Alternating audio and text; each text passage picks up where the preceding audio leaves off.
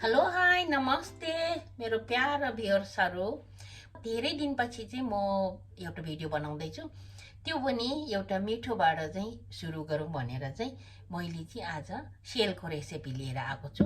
यो सेलको रेसिपी त पहिला पनि देखिसक्नु भएको छ, तर पनि मलाई चाहिँ आज सेल बनाउने जाँगर पनि चलिरहेछ र खानु पनि मन लागेको थियो। अनि सेल बनाउनुको लागि चाहिँ मैले जति सामान चाहिन्छ मैले त्यो चाहिँ एकदम सिम्पलसँग चाहिँ मैले यहाँ रेडी गरिसकेको छु। र अनि मेरो सेल मेकर चाहिँ यो हो। मैले पानी चाहिँ बोइलरमा हालेँ तातो बनाउनुको लागि। यो मिनरल वाटर हो, सानो खालको। यो मिनरल वाटर चाहिँ मैले खाली गरेर चाहिँ सफा हो, यो नयाँ मैले खोलेर पानी पकाउने ठाउँमा हालेर चाहिँ मैले यो चाहिँ सेल मेकर बनाएको छु। म योबाट चाहिँ सेल बनाउने छु। मलाई चाहिँ सबभन्दा सजिलो चाहिँ सेल बनाउनु चाहिँ बोतलबाटै सजिलो लाग्छ। मलाई खासमा सेल बनाउने यो सेल मेकर पनि छैन। मैले पहिला पनि यस्तैबाट बनाउँथेँ, तर त्यो सेल मेकरबाट बनाउनु भन्दा योबाट युज एन्ड थ्रो यो काट्यो, सर सेल बनायो, फेरि फ्यालिदियो। कहिले कहिले बनाउने हो सेल चाहिँ, वर्षमा एक दुईचोटि बनाउने हो। त्यही कारण अनि मैले चाहिँ यो बोतलबाट नै काम चलाउने भनेर चाहिँ यही बोतल काटेर फेरि आज बोतल काटेर नै म घरेलु उपाय नै गरेर बनाउने छु। सरी, मैले धेरै दिनपछि भिडियो लिएर आएको, त्यही कारण चाहिँ म आज एउटा मिठोबाट नै अलिकति गुलियो चिजबाट नै सुरु गरौँ भनेर चाहिँ लगभग 1 महिना भयो भिडियो नहालेको। त्यसको लागि धेरै धेरै सरी, माफ गर्नुहोला। मैले निरन्तर भिडियो ल्याउन सकिनँ, आफ्नो व्यस्तताको कारणले पनि भिडियोहरू सधैँ ल्याउनु नसक्ने हुन्छ। त्यसको लागि चाहिँ मेरो प्यारो भ्युअर्सहरू नरिसाइदिनु होला। र अनि अब चाहिँ म यहाँ रेसिपीहरू देखाउने छु। आज एउटा नयाँ छ यसमा। आज मैले सेल बनाउँदाखेरि चाहिँ नयाँ चिज चाहिँ के ल्याएको छु भने यहाँ एउटा मैले फापरको पिठो लिएको छु। फापरको पिठो चाहिँ ठुलो चम्चाको 3 चम्चा लिएको छु। दही त छँदैछ, यो चम्चाको चाहिँ 3 चम्चा लिएको छु है। यो पनि ठुलो चम्चा, यसको पनि 3 चम्चा लिएको छु। चिनी लिएको छु मैले ठुलो 2 चम्चा, यही चम्चाको चाहिँ 2 चम्चा लिएको छु। म त्यति गुलियो नखाने भएकोले चिनी खानु त हुँदैन, तर पनि मैले हालेको छु, किनभने यो अरू ठाउँमा पनि जाँदैछ कि यो सेलरोटी चाहिँ, त्यही कारण मैले चिनी त हाल्नै पर्छ। र कोला लिएको छु 2टा। अनि लिएको छु मैले लिएको छु यहाँ यो दालचिनी चाहिँ मैले टुक्रा गरेर राखेको छु। अहिले म चामलसँग पिन्ने छु। र यहाँ ल्वाङ लिएको छु मैले 10 जति ल्वाङ लिएको छु।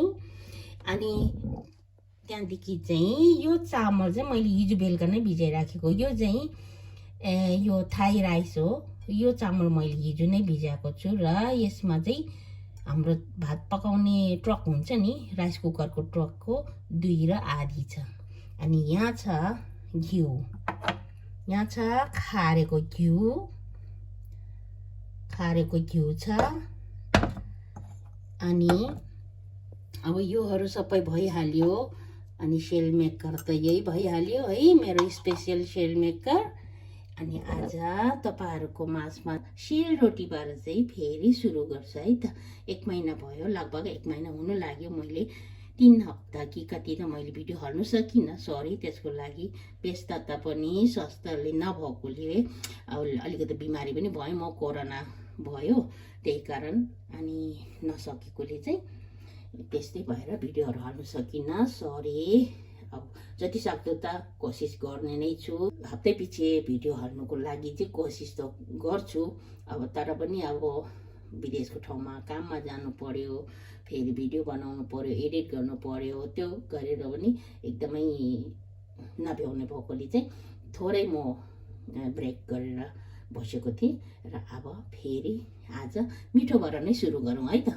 अब म चामल भिजाएको चामललाई चाहिँ मिक्सरमा मिक्स गर्नेछु है त। अब हाम्रो चामल चाहिँ यो मिक्सीमा चाहिँ मिक्स गर्ने।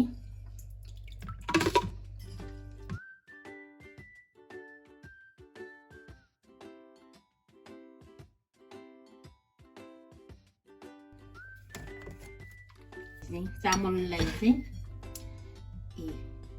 यस्तो बनाएको छु मैले पिसेर पनि यहाँ राखिसकेको छु र फापरको पिठो र कोलालाई पनि यहाँ फेटेको छु। अब चाहिँ यसमा चिनी हालिदिने सँगै चिनी चाहिँ सँगै हालिदिउँ र घिउ पनि सँगै हालिदिउँ।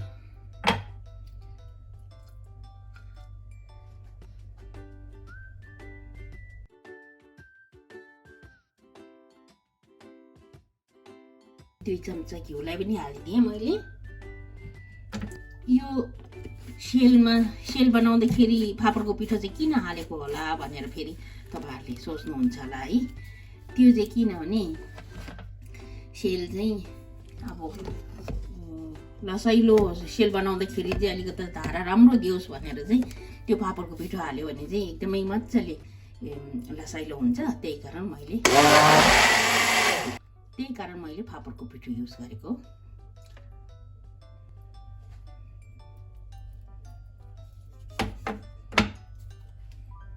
अब देख्न सक्नुहुन्छ यो यतिको भएको छ। अब यसलाई पनि हालिदिने। यसमा चाहिँ मैले ल्वाङ र दालचिनी चाहिँ सँगै पिनिदियो चामलसँग। अब यो फापर र घिउ अनि चिनी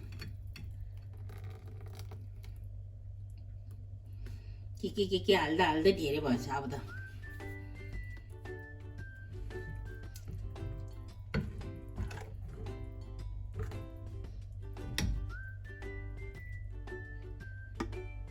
ल अब यो चाहिँ रेडी भयो। अब यसमा चाहिँ दही हालिदिउँ है त।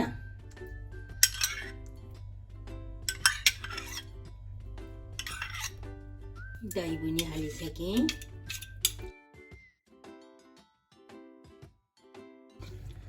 सेलको ब्याटर चाहिँ रेडी पारेको छु र मजाले फिट्छु। अब चाहिँ सबै मिक्स गरिसकेँ। अब यतिको हुनुपर्छ। अनि अलिकता राख्दाखेरि चाहिँ त्यस्तै 10-15 मिनट एकछिन सेट हुनुलाई राखेपछि अनि योभन्दा अलिक बाक्लो हुन्छ। त्यहाँदेखि चाहिँ मजाले घुम्छ। त्यहाँदेखि एकचोटि मजाले मिक्स गर्ने।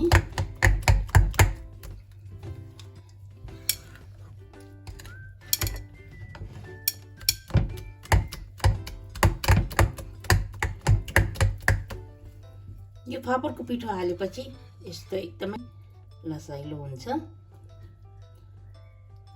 यतिको भएको छ। अलिकति राख्यो भने योभन्दा अलिकति बाक्लो हुन्छ। फेरि मजाको भएको छ। अलिकति चिनी टेस्ट गरौँ। एकदमै गुलियो भएको छ। किनभने त्यो कोलामा पनि गुलियो हुन्छ अनि त्यो दालचिनीमा पनि गुलियो हुन्छ। त्यहाँदेखि अब राइसमा पनि अलिकति चिनी त भइहाल्छ। त्यहाँदेखि यस्तो एकदमै ठिक्कको भएको छ। अब छोपेर राखिदिउँ। 10-15 मिनटलाई चाहिँ यसरी राखिदिने।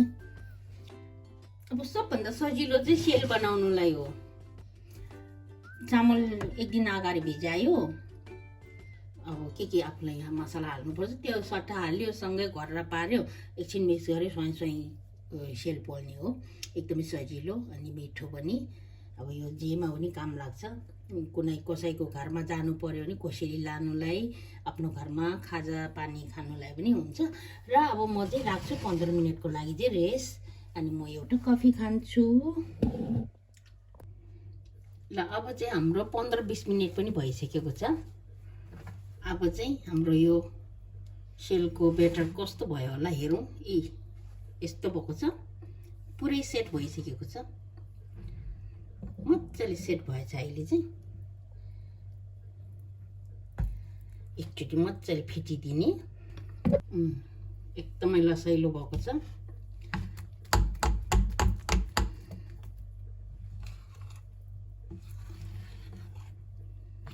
एकदमै ठिक्कको भएको छ। अब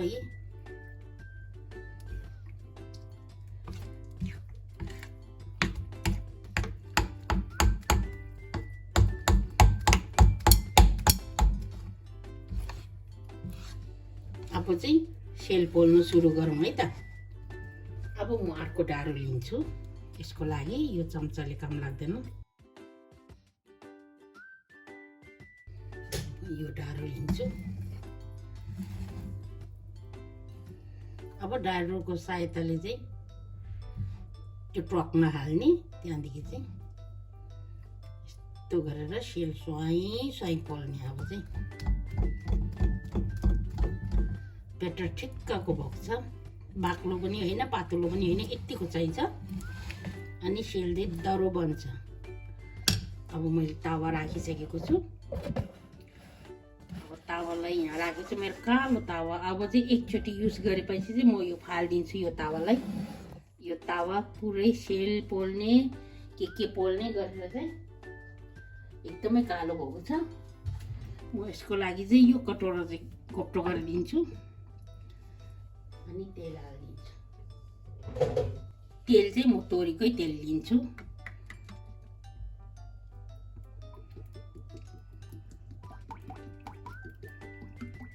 तेल धेरै नहाल्ने, बरु थप्दै गर्ने। तेल धेरै हाल्यो भने चाहिँ सेल त्यति राम्रो हुँदैन। तेल सोसिनुको लागि चाहिँ पेपर टावल लिएको छु। अब तेल चेक गरौँ है त हामी। तेल तातेको छ कि छैन? ओ, तेल पुरा रेडी भइसकेको छ। अब चाहिँ सेल पोल्नु थालौँ है त। एकचोटि सेलको ब्याटरलाई चलाइदिने मजाले।